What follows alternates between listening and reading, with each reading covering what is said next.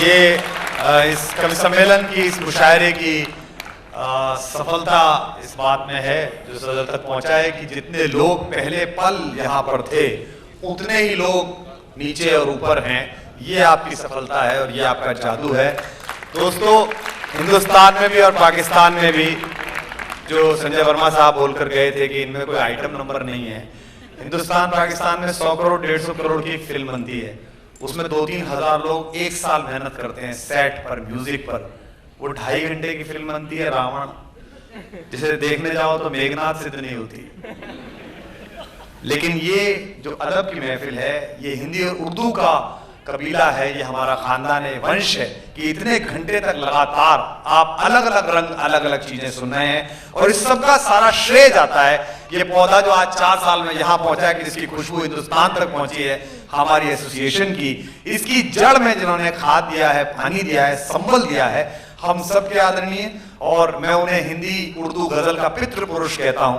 غزل پہلی بار ان کی وجہ سے ماں سے سمبودھت ہوئی, بہن سے سمبودھت ہوئی, پتا سے سمبودھت ہوئی. آئیے انتس کے سمپورن آدر کے ساتھ پورا صدر ایک بار ہاتھ اٹھا کر زوردار تالیوں کے ساتھ منور رانا صاحب سے درخواست کرے میرا کلام.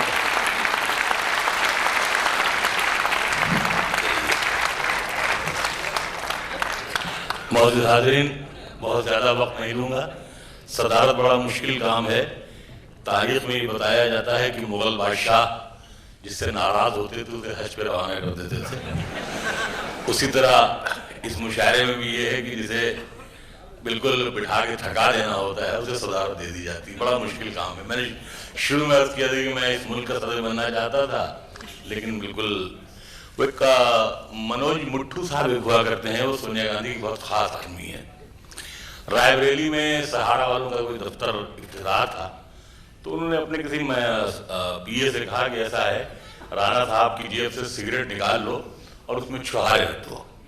میں نے کہا کانگریس نے ہمیشہ یہی کیا ہے کہ چھہارے ہماری جیب میں رکھ کے دلہن خود لے کے چلی گئی.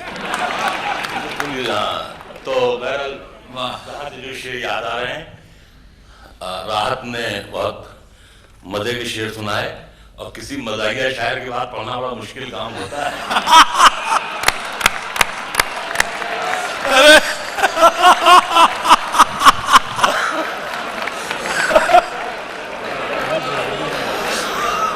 کتاب پہ کتاب رکھ دی. اب اگلے سال ہاں رائٹ. نہیں, راحت ہمارے دوست ہی نہیں ہے, ہمارے محسن ہیں. راحت ہمارے عمر میں بھی ہم سے بڑے ہیں, علم میں بھی ہم سے بڑے ہیں. میں یہ اقرار کرتا ہوں جس میں, لیکن یہ ہے کہ یہ بھی میں بتا دوں کہ راحت کے پاس جتنی ڈگری ہیں سب نقلی ہیں, ہمارے پاس اصلی ہیں. اور یہ مطلب یہ عرض کیا ہے کہ قلندر سنگ مرمر کے مکانوں میں نہیں ملتا. قلندر سنگ مرمر کے مکانوں میں نہیں ملتا, میں اصلی گھی ہوں بنیے کی دکانوں میں. قلندر سنگ مرمر کے مکانوں میں نہیں ملتا, میں اصلی گھی ہوں بنیے کی دکانوں میں نہیں ملتا.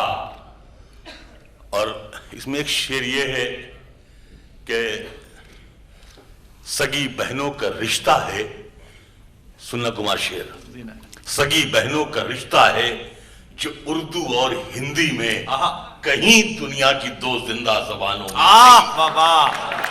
سگی بہنوں کا رشتہ ہے جو اردو اور ہندی میں کہیں دنیا کی 2 زندہ زبانوں میں نہیں ملتا. فضا سے شام ہوتے ہی پرندے لوٹ آتے, فضا سے شام ہوتے ہی پرندے لوٹ آتے ہیں, زمین پر جو سکون ہے آسمانوں میں نہیں, زمین پر جو سکون ہے آسمانوں میں نہیں ملتا, زمین پر جو سکون ہے آسمانوں میں نہیں ملتا.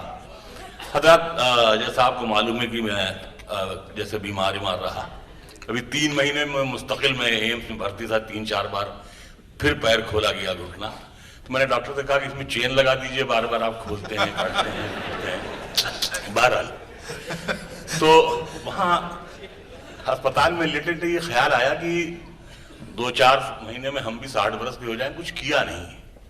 تو ہم اپنی زندگی، ہم خود اپنا احتساب ایسے کر رہے تھے جیسے سائیکل کا پنکچر بنانے والا ٹیوب کو نچا کر دیکھتا ہے، اور وہی جو جس کی سائیکل ہوتی ہے وہ سوچتا ہے ایک ہی پنکچر نکلے تو اچھا ہے، ورنہ اور دینا پڑے گا پیسہ۔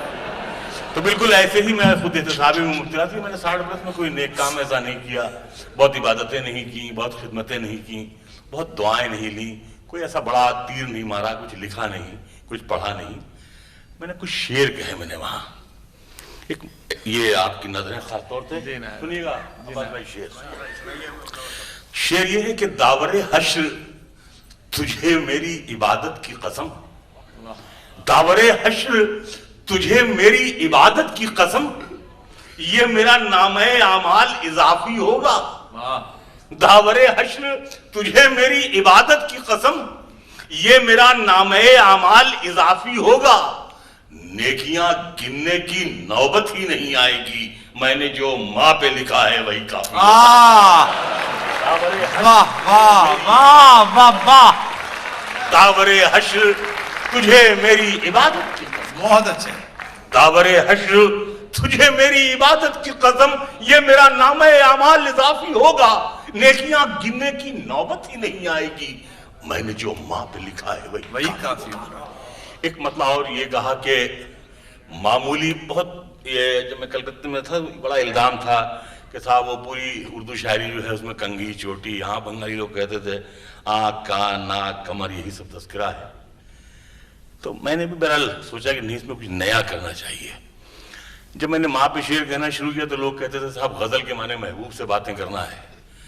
میں نے کہا جب ایک معمولی صورت شکل کی عورت میری محبوب ہو سکتی ہے تو میری ماں میری محبوب کیوں نہیں ہو سکتی، جو میرے جنم میری پیدائش میں خدا کی ساجھیدار رہ چکی ہوتی ہے۔ پھر جب بھگوان رام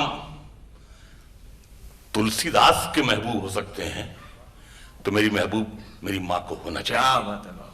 میں نے ایک مطلب یہ کہا کہ معمولی ایک قلم سے کہاں تک گھسیٹ لائے، معمولی ایک قلم سے کہاں تک گھسیٹ لائے، ہم اس غزل کو کوٹھے سے ماں تک گھسیٹ لائے۔ معمولی ایک قلم سے کہاں تک گھسیٹ لائے، معمولی ایک قلم سے کہاں تک گھسیٹ لائے، ہم اس غزل کو کوٹھے سے ماں تک گھسیٹ لائے، ہم اس غزل کو کوٹھے سے، جہاں سے جو شعر یاد آ رہے ہیں، ہم اس غزل کو کوٹھے سے ماں تک گھسیٹ لائے، چلتی پھرتی ہوئی آنکھوں سے اذاں دیکھی ہے، چلتی پھرتی ہوئی آنکھوں سے اذاں دیکھی ہے، میں نے جنت تو نہیں دیکھی ہے ماں دیکھی ہے، چلتی پھرتی ہوئی چلتی پھرتی ہوئی آنکھوں سے اذاں دیکھی ہے، میں نے جنت تو نہیں دیکھی ہے ماں دیکھی ہے۔ ایک دن میں نے، آپ تمام حضرات کی دعا سے بھی والدہ ہیں میری، ایک دن میں ان سے کہنے لگا کہ اماں میں بوڑھا ہو رہا ہوں۔ کہہ لیں تو کیسے بوڑھا ہو جائے گا، جس کی ماں زندہ رہتی وہ بوڑھا نہیں ہوتا ہے۔ تو میں نے کچھ شعر میں نے اس لینگویج سے نکالے، اور مطلب یہ ہے کہ اداس رہنے کو اچھا نہیں بتاتا ہے، اداس رہنے کو اچھا نہیں بتاتا ہے، کوئی بھی زہر کو میٹھا نہیں بتاتا ہے، جو جانکار ہیں مٹی سے جان لیتے ہیں، جو جانکار ہیں مٹی سے جان لیتے ہیں، شجر کسی کو بھی شجرہ نہیں بتاتا، جو جانکار ہیں مٹی سے جان لیتے ہیں، شجر کسی کو بھی شجرہ نہیں بتاتا ہے۔ یہ ہماری بہنیں ہماری بیٹیاں بیٹھی، شعر اس میں یہ ہے کہ کل اپنے آپ کو دیکھا تھا ماں کی آنکھوں میں، کل اپنے آپ کو دیکھا تھا ماں کی آنکھوں میں، یہ آئینہ ہمیں بوڑھا نہیں بتاتا، کل اپنے آپ کو دیکھا تھا ماں کی آنکھوں میں، یہ آئینہ ہمیں بوڑھا نہیں بتاتا ہے۔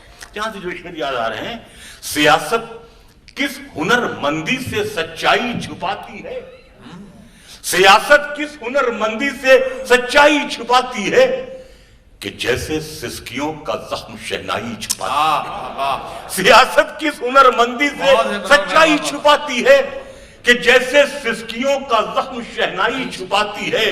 شعر یہ خاص طور سے کر رہا ہے فقیر کہ سیاست کس ہنر مندی سے سچائی چھپاتی ہے، کہ جیسے سسکیوں کا زخم شہنائی چھپاتی ہے، اور یہ بچی چاہتی ہے اور کچھ دن ماں کو خوش رکھنا.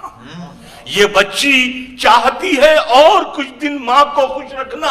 یہ کپڑوں کی مدد سے اپنی لمبائی چھپاتی ہے. یہ بچی چاہتی ہے اور کچھ دن ماں کو یہ بچی چاہتی ہے اور کچھ دن ماں کو خوش رکھنا. دکھ بھی لا سکتی ہے لیکن جنوری سے مجھے پڑھنے دیجیے گا. دکھ بھی لا سکتی ہے لیکن جنوری اچھی لگی. جس طرح بچوں کو جلتی پھلجھڑی اچھی لگی. رو رہے تھے سب تو میں بھی پھوٹ کر رونے لگا. رو رہے تھے سب تو میں بھی پھوٹ کر رونے لگا. ورنہ مجھ کو بیٹیوں کی رخصتی اچھی. رو رہے تھے سب تو میں بھی پھوٹ کر رونے لگا. رو رہے تھے سب تو میں بھی پھوٹ کر رونے لگا. ورنہ مجھ کو بیٹیوں کی رخصتی اچھی لگی. میری ایک 4-5 بیٹیاں ہیں. میں نے 4 بیٹیوں کی شادی کر دی. ایک بیٹی بہار میں نے منسوخ کی. ایک شب اس کا ایک SMS آیا کہ پاپا آپ تو خوش ہوں گے کہ آپ اور ممی اپنے فرض سے سبکدوش ہو گئے, لیکن ہم بہنوں کو یہ قلق ہے کہ ہم بہت دیر آپ لوگوں کی خدمت نہیں کر سکے. میں نے پڑھا, مجھے یہ لگا کہ ہاں جلدی بھیجو, لڑکیاں پرایا دھن ہیں. 4-6 مہینے اور لڑکے والوں سے معافی مانگ لیتے, کچھ دن اور گھر میں اجالا رہتا, آنگن رہتا. کہیں نہ کہیں سے ایک باپ کی حیثیت سے مجھے احساس ہوا. رو رہے تھے سب تو میں بھی پھوٹ کر رونے لگا. ورنہ مجھ کو بیٹیوں کی رخصتی اچھی لگی. تو میں نے اس کو بیٹی کو SMS کیا کہ ایسا لگتا ہے کہ جیسے ختم میلہ ہو گیا. ایسا لگتا ہے کہ جیسے ختم میلہ ہو گیا. اڑ گئیں آنگن سے چڑیاں, گھر اکیلا ہو گیا. ایسا لگتا ہے کہ جیسے کیا سادہ کیا خوبصورت. اڑ گئیں آنگن سے چڑیاں, گھر اکیلا ہو گیا. لڑکیاں اور دھان کا نصیب ایک جیسا ہوتا ہے. دھان کو کے پودے کو بڑا کرنے کے لیے کھیت بدلنا پڑتا ہے. لڑکیوں کی دہلیز نہ بدلی جائے تو وہ سوکھ جاتی ہیں, مرجھا جاتی ہیں. گھر میں رہتے ہوئے غیروں کی طرح ہوتی ہیں. گھر میں رہتے ہوئے غیروں کی طرح ہوتی ہیں. بیٹیاں دھان کے پودوں کی طرح ہوتی ہیں. گھر میں رہتے ہوئے غیروں کی طرح ہوتی ہیں. بیٹیاں دھان کے پودوں کی طرح ہوتی ہیں. اڑ کے ایک روز بہت دور چلی جاتی ہیں. گھر کی شاخوں پہ یہ چڑیوں کی طرح ہوتی ہیں. اڑ کے ایک روز بہت دور چلی جاتی ہیں. گھر کی شاخوں پہ یہ چڑیوں کی طرح ہوتی ہیں. رو رہے تھے سب تو میں بھی پھوٹ کر رونے لگا. ورنہ مجھ کو بیٹیوں کی رخصتی اچھی لگی. اور تیرے دامن میں ستارے ہیں تو ہوں گے اے فلک, مجھ کو اپنی ماں کی میلی اوڑھنی ہے. کیا بات ہے. تیرے دامن میں ستارے ہیں تو ہوں گے, تیرے دامن میں ستارے ہیں تو ہوں گے اے فلک. جو شعر جہاں سے یاد آ رہے ہیں تھوڑے 2-3 منٹ صدارت کا حق ادا کرنا ہے. سداما ہاں میں عرض کر رہا ہوں. ایک مطلب یہ ہے کہ دنیا کے سامنے بھی ہم اپنا کہیں جسے. آفتاب یہ شعر تمہارے لیے ہے. تم قریب ہو ذرا سا, تم کو پکڑا جا سکتا ہے. یہ لوگ ہاتھ نہیں آتے ہیں, سمندر پار رہتے ہیں.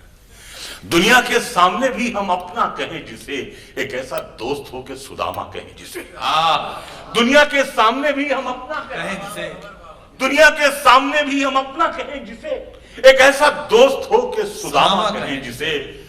چڑیا کی آنکھ میں نہیں پتلی میں جا لگے. چڑیا کی آنکھ میں نہیں پتلی میں جا لگے. ایسا نشانہ ہو کہ نشانہ کہیں جسے. ایسا نشانہ ہو کہ نشانہ کہیں جسے. اور شعر یہ ہے کہ دنیا اٹھانے آئے مگر ہم نہیں اٹھے. دنیا اٹھانے آئے مگر ہم نہیں اٹھے. سجدہ بھی ہو تو ایسا کہ سجدہ کہیں جسے. دنیا اٹھانے آئے مگر ہم نہیں, سجدہ بھی ہو تو ایسا کہ سجدہ کہیں جسے. پھر کربلا کے بعد دکھائی نہیں دیا. پھر کربلا کے بعد آپ شعر دیکھیے گا, پھر کربلا کے بعد دکھائی نہیں دیا. ایسا کوئی بھی شخص کے پیاسا کہیں جسے. پھر کربلا کے بعد دکھائی نہیں, پھر کربلا کے بعد دکھائی نہیں دیا. ایسا کوئی بھی شخص کے پیاسا کہیں جسے. اور کل تک عمارتوں میں تھا میرا شمار بھی, اب ایسا ہو گیا ہوں کہ ملبہ کہیں جسے. کل تک عمارتوں میں تھا میرا شمار بھی, ایک مطلب یہ ہے کہ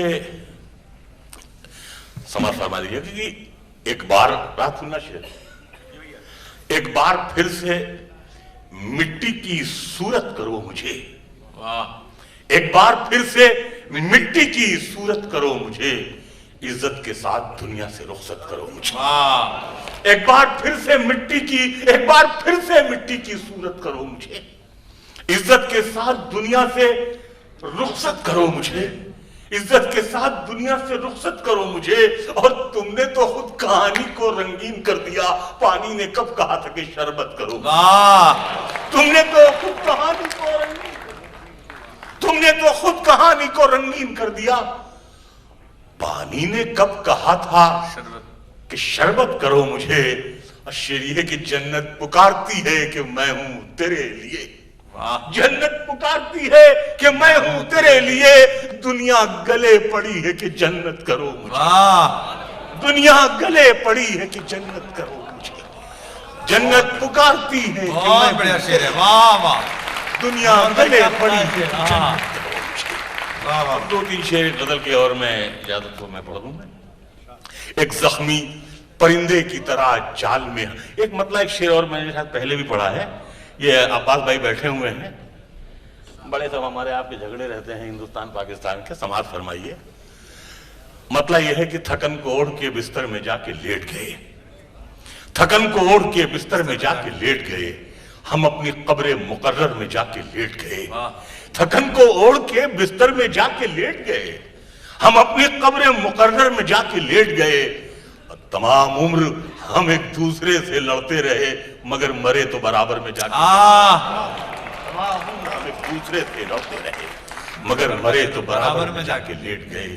اور آخر میں دو تین شعر یہ ہیں کہ تو اب اس گاؤں سے رشتہ ہمارا ختم ہوتا ہے، تو اب اس گاؤں سے رشتہ ہمارا ختم ہوتا ہے، پھر آنکھیں کھول لی جائیں کہ سپنا ختم ہوتا ہے، تو اب اس گاؤں سے رشتہ ہمارا ختم ہوتا ہے، تو آنکھیں کھول لی جائیں، پھر آنکھیں کھول لی جائیں کہ سپنا ختم ہوتا ہے۔ اور شعر یہ ہے کہ مقدس مسکراہٹ ماں کے ہونٹوں پر لرزتی ہے، بہت مقدس مسکراہٹ ماں کے ہونٹوں پر لرزتی ہے، کسی بچے کا جب پہلا سپارہ ختم ہوتا ہے، مقدس مسکراہٹ مقدس مسکراہٹ ماں کے ہونٹوں پر لرزتی ہے، کسی بچے کا جب پہلا سپارہ ختم ہوتا ہے۔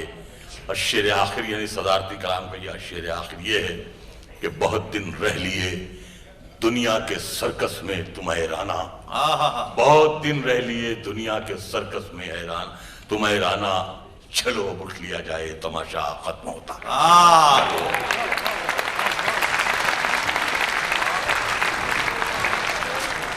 ایک بار آج کی شام کے لیے آپ زوردار تالیوں کے ساتھ میں فرحان بھائی سے نوٹ کروں گا کہ وہ ووٹ آف تھینکس کے لیے یہاں ایک بار آ جائے اور آپ سب کو دھنیہ واد دیں۔ السلام علیکم معزز حاضرین، میں سب سے پہلے ہماری ایسوسی ایشن کے جتنے بھی ممبران ہیں ان سے کہیں گے کہ گروپ فوٹوگراف کے لیے اوپر آ جائیں۔ معزز حاضرین، آپ سبھی کا بہت بہت شکریہ۔ مزید کچھ کہنے کے لیے ہمارے پاس اب ہے نہیں، اور اس کے ساتھ میں ہمارے آج کے سارے اسپانسرز کا شکریہ ادا کرنا چاہتا ہوں، ہماری ایسوسی ایشن میں جتنے بھی ممبر ہیں ان سب کا شکریہ ادا کرنا چاہتا ہوں۔ انشاءاللہ تعالیٰ اگلے سال ملاقات ہوگی۔ بہت بہت شکریہ آپ کا۔